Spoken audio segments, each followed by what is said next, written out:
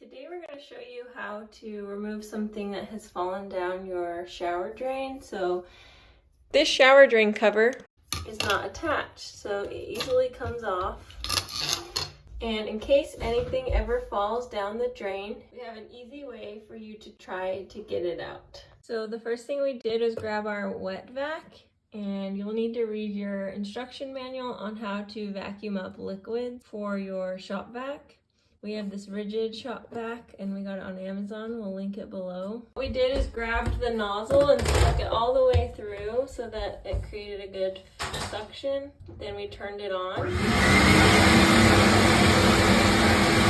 You can then check your wet vac for your item to see if it was sucked up, and keep trying. Make sure you have a good suction. You can also try to put a nylon around the end of the hose, and that way the jewelry or whatever you're looking for won't suck through the wet vac but will stay at the top of the hose. You can try that, or you can just use the hose. And it's an easy way to try to remove items that may have fallen down your drain. You could also try this with the sink drain.